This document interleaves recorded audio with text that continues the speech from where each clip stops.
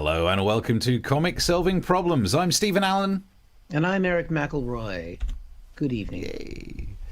Happy not quite New Year yet. It's the so close. The Netherrealm. We're in the no man's land. The time betwixt Christmas and New Year. Yep. It's always a week that feels like it's going to be longer than it actually is. Yeah. It's because I can't believe it's Wednesday already. You see, no one's sure. That's what I like about this time of year. Is it Wednesday? Are we doing the Tuesday show on a Wednesday? Yeah, why are we doing that? It doesn't matter. Days are meaningless now. I mean, to be fair, though, our lives have been like that for the last 9 months. Yeah, the only way I know that the week has ended is that it's bin day again. Oh, that's nice. Yeah. And then I have to go through the mental arithmetic in my head of if it's the glass bin day or the rubbish and cardboard bin day. But that's the problem about this time of year, because we have the same one. We have, every fortnight, proper waste or recycling stuff. Yeah. But this time of year they move because of the proximity of the bank holidayness of Christmas, bank holiday and New Year. And it just messes them all up. So you then, I don't even know when bin day is. I can't even use that as my metric to know where the hell we are. It's like, when you get closer to the event horizon of a black hole, and due to the space and time dilation, an external observer would see you looking like you're slowing down. That same thing is why I don't know where to put the bins. Exactly. I did rewatch Disney film The Black Hole this year. Yeah. Do you remember it? No, but did it explain anything about... It does talk about that, and that's how interesting the film is as well. Nice. It's terrible. So this is kind of a special show, isn't it, Steve? Yeah, it's the No Man's Land week, the Netherrealm region. So it's time to do special show. Look, we get into the flipping end of this mess that was 2020, this absolute dump in a bin of a year. But there have been some highlights, and on Thursday we'll do the proper look back over the year. But there's one main theme. And that's COVID. And let's not talk about that. So tonight we're talking about the other theme that's not COVID, that's It's not Brexit. No one wants to talk about Brexit. We're not talking about Brexit. We're not talking about COVID. We're talking about something else that's close to Eric's heart and is almost as dangerous as the other ones we've just mentioned. More so. A look back at Donald Trump. We hardly knew ye. The end is near, and so... It's like, in a newspaper, they get the pull-out section. When someone's died or whatever, you can get the special souvenir. This is the souvenir episode for Donald Trump. And Donald, if you're watching, and I know you're a big fan of the show, big fan. This one's for you. Yep. So I mean, it's kind of no one else I think has come into the daily news cycle quite like Donald Trump. And when I say come into, I'm not just referring to when Stormy Daniels was spanking him with a Forbes magazine that had his picture on it. I'm talking about the fact that he's in everything. I mean, during the coronavirus crisis, he decided to have daily press briefings, which in a way, I mean, it was must-see TV because you were watching somebody who was utterly insane say stuff that was absolutely batshit crazy. And no one has ever paid this much attention to the president of the United States before. And I think that hopefully no one ever will. It is true. Yeah, people paid attention to him, and that is not necessarily a compliment because people also pay attention to a catastrophic car crash on the other side of the road. When you're driving past it, you have a little look just to see if a limb's come off yet. Now, that doesn't mean that car crash is good. It means it pulls focus. Donald Trump does the second. Yes. And it's not something you want to be looking at either. I mean, those daily briefings were just incredible because he would be there. He'd put his advisors on the spot. He would attack press reporters. One of my favorite things, I don't think I ever got a chance to do this on the show, is you'll see him sometimes lay into the press that would ask him questions. But then because he'll shut them down, especially the women, he would shut them down and then he would move on to another reporter. But then because the camera in those press briefings always stays on the president, it never moves from there, you would see him sort of do it. So he'd be yelling at the woman over here. It's like, you know what, you're fake, you're a bad person, you're everything else. And he'd turn over here and then that person would start asking him a question. And then if you watched his eyes, you could see him go to the person he had just shut down and check in with them. Like a little, is she crying? Is she upset? Or did I get away with it? She, and it was, to me, that was like a little moment of weakness that just showed in between that if he was that powerful that he was happy to just shut her down and, put her in her place, he would never look back. Yeah, like a hero walking away from an explosion. Exactly. You don't go, oh. Yeah, just defuse the bomb, jump. Oh, it went off. Yeah. Just believe it's going to go off. But I know one of the favorite things of the year that he did was something that he did at one of the press briefings that you quite liked. So what about bleach? I hear it could kill coronavirus in 1 minute. 1 minute. So how about maybe we put some bleach up the old poo shoot? Should we do that? Should we see? That was unbelievable. Now, obviously, I was going to bring that one to the table of one of my favourite Trump moments because it's a standout one. It became a big part of the show. We did loads of jokes on it. If you go back and watch some of the previous clips, I actually poured myself a tumbler of bleach on one of the episodes and then revealed how the trick was done. But I'm a chemist. It's my background. This is like, oh, he's talking about bleach. Hang on, what's he got to say about bleach? Maybe we should put it inside the body. No, I'm fairly sure it says on the back of each bottle. I mean, I know he's not famous for doing lots of reading, but it's on the back of every bottle. It says not to drink it. It doesn't say not to inject it. Ah, does it? Because it's so bad for you. They don't even say external use only. They just say don't touch it. Why would you touch it? Don't touch it. So it was amazing that he thought UV light because the coronavirus is a vampire. And that's how you should get maybe garlic. Maybe we try and make a little tiny steak, little wooden tiny steak. We stab the virus. Would that work? So it was amazing just to watch someone guessing chemistry. Yeah, flipping love it. But not just someone. The president of the fucking United States. And the thing was, he looked at one of the doctors he looked at in that moment was a woman named Dr. Birx, who was part of the coronavirus task force. Now, because she's a civil servant, and another famous person this year who we would never have known about was Dr. Fauci, who was a key advisor to the president. They publicly feuded, which was often incredible. But because Dr. Fauci was so popular, Trump has not been able to get rid of him. He never likes anyone else to steal the spotlight from him. But Dr. Fauci is so popular. Dr. Fauci is going to be in the Biden administration. Dr. Birx, bless her cotton socks, she was the one that Trump looked at and asked the question, could we put it inside the body? And because she kind of sat there and went, she's out. She's announced this week that she's going to be retiring. Wow. Because she didn't full-throatedly and wholeheartedly support the idea of bleach research.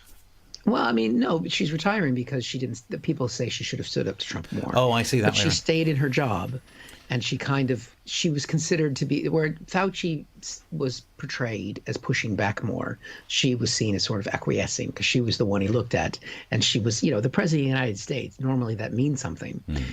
Now it means an orange-faced doofus who deserves to be prosecuted for every crime that he's committed. But it didn't used to mean that.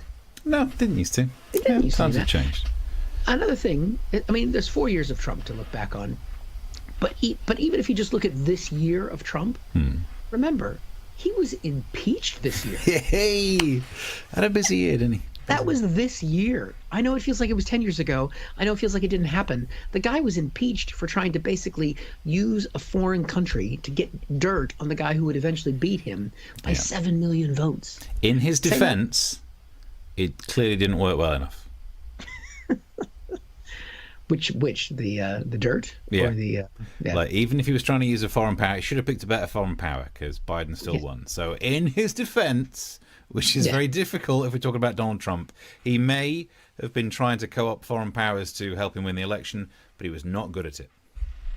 I think picking a country like Ukraine that most people could not place on a map, and which Donald Trump definitely could not place on a map because there's no Trump properties there, was possibly a poor choice. Yeah. Just saying. Next time, Donald, when you run again in 2024, I mean, how nice is it going to be for the president of the United States to be boring again? No, you say that, though. What about us? We've got half an hour show to fill twice a week. There's plenty. Don't worry. Brexit is coming. Brexit is here. We'll be fine. COVID's not going anywhere. We got the super duper whooper strain now. Britain's been cut off from the rest of the world. I mean, there's plenty of things to talk about. Biden is going to be a gaffe machine. He's going to make mistakes, but they're going to be so cute. But the difference, He's just going to be so cute. the difference is we got jokes out of Donald Trump getting COVID, right? We can't get jokes out of Biden getting COVID. If he gets COVID, that's it. All of a sudden, you got a new president. He got the vaccine last week. We should be fine. Okay. Just hang in there till swearing in day, and then Kamala can take over.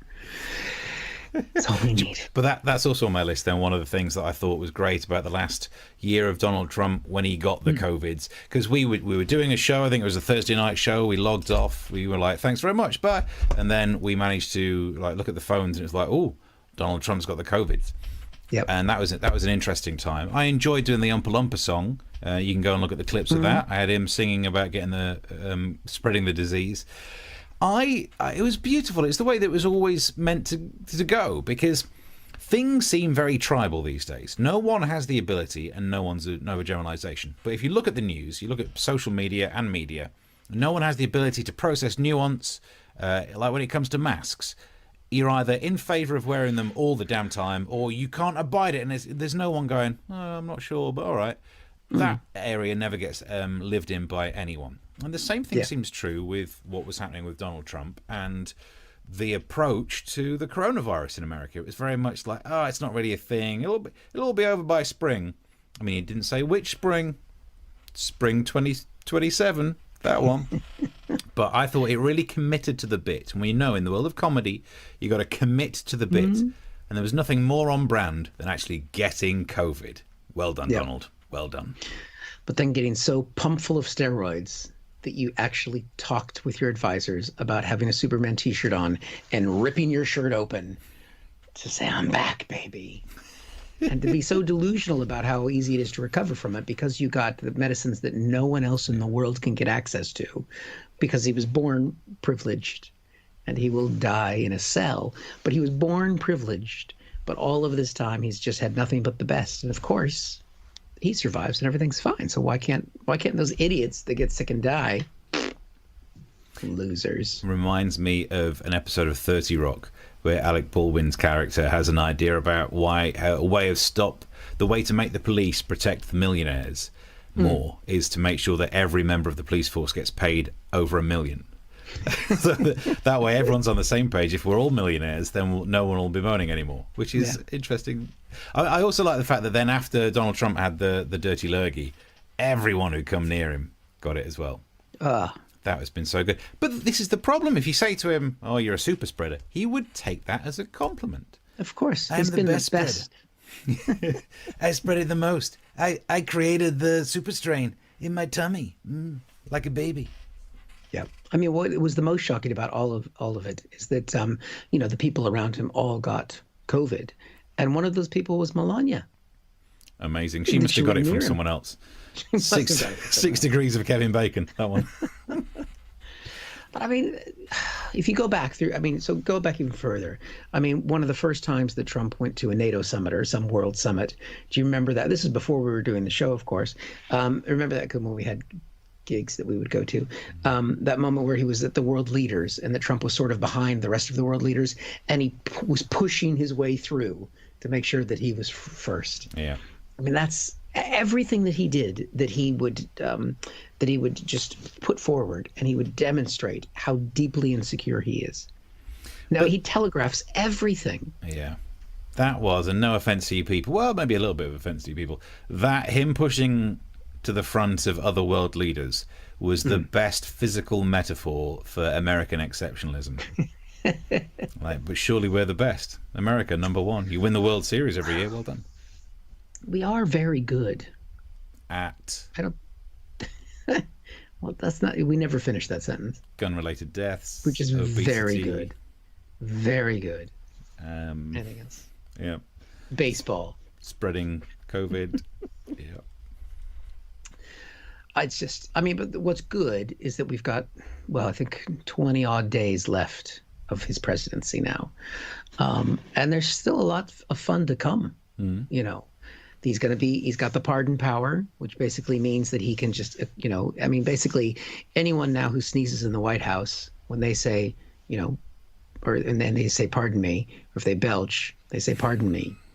They just get, they get a pardon for all federal crimes, past and present. They're just laying around the White House. You just there's just a pro forma, stick your name on it. Take one, like those guitar lesson signs. You just rip one off the bottom. Yeah. Isn't there a problem to do with the fact that if you have been pardoned, you can no longer plead the fifth because you are not going to be incriminating yourself if you can't be incriminated to that crime, so you can't cop out of giving evidence? Yes, Steve, and I know a lot about this because with my theater degree, I once played Atticus Finch, the lawyer from To Kill a Mockingbird, and so I'm very familiar with the fifth clause, and I can't tell you about it because I would have to incriminate myself. Right. I also can't tell you about what I'm wearing on the lower half right now because of the fifth. You would incriminate the poor chair. Yes, there is apparently that. Also, he can only pardon himself from federal crimes and other people from federal crimes. But there's a lot of duplication in U.S. laws where there's state crimes that are pretty serious, and you can go to jail. You can even get the death penalty at the state level. What a progressive nation you are. Yeah, definitely. That's effectively like our version. If we still had hanging, but you could be given the death penalty by a county. That's what it'd be like for us. Like, I'm doing pretty well, but Shropshire hates me. I mean, you can't cross that Shropshire line. It's a little side point about the idea of, like, because we used to gig everywhere, and maybe you don't do well. I have been saying on stage whenever we've been able to do some gigs that in the old days, if you just get heckled, that was it. It'd be a bad thing, but you could shout back, you fall out, you move on. These days, if an audience doesn't like you, they can tell their phone that they've got COVID and you have to stay at home for a fortnight. So it's raised the game. It really has raised the bar. That's why I'm not gigging in Shropshire anymore. No, they will kill you there. But yeah, I mean, we've got these last few days left. There's pardons to come. There's some more obstruction of justice to come. He can still appoint people to jobs that will stay in government after Biden takes over. It's basically just going to be a constant assault on the American democracy. And we're going to miss those times.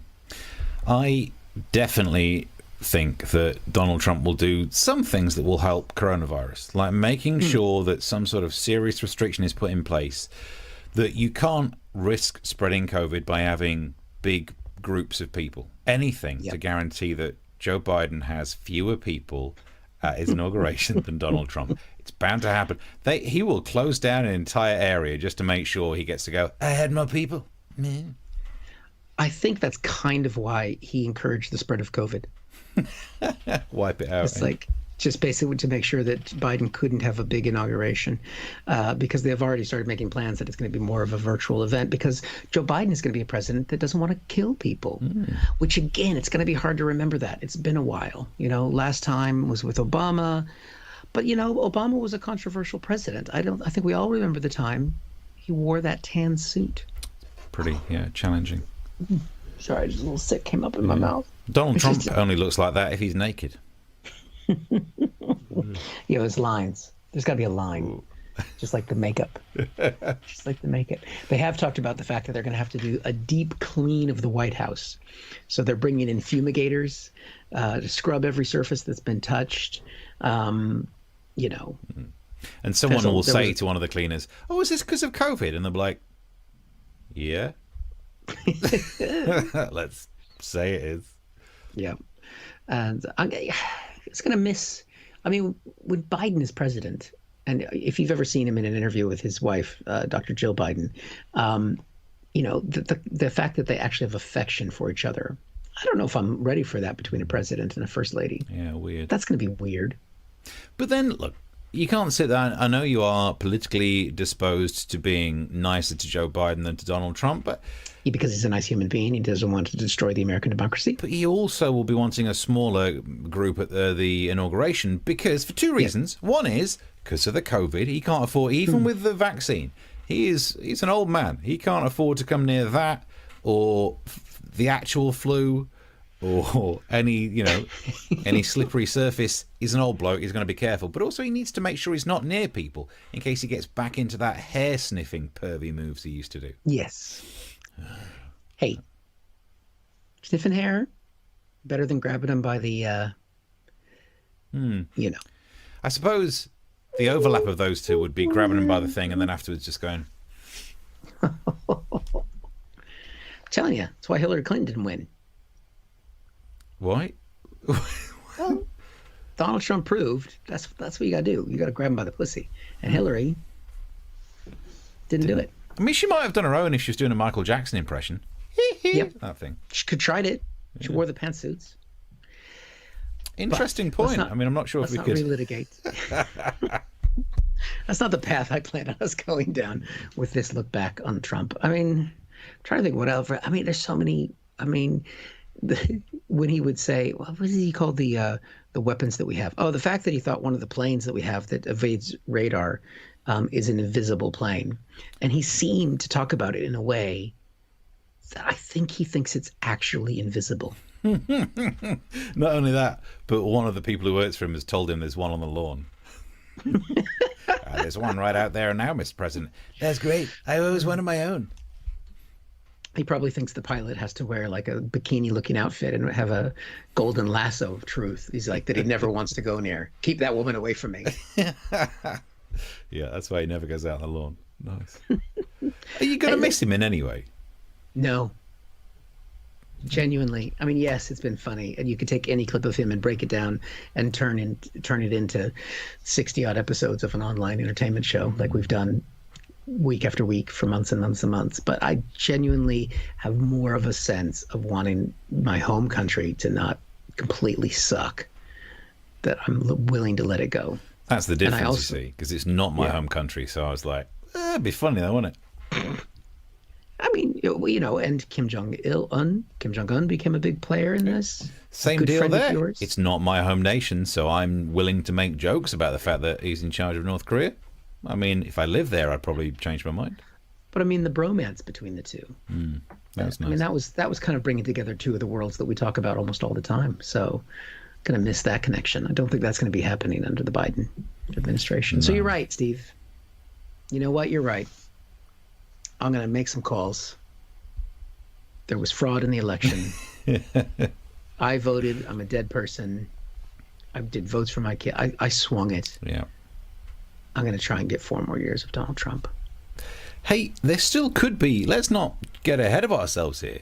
There still could be 4 more years of Donald Trump. Yep. Nothing stops him from standing again in 4 years' time, unless there's correct. a ramp involved. That might slow him down. Yeah, that's why he came down that escalator. And now, I mean, could you imagine if he got onto that ramp at King's Cross, that long one, when you come off the Waterloo City line and you go up to, you want to get on the Central line, and it's like that long escalator ramp. You ever been on that? Oh, Bank.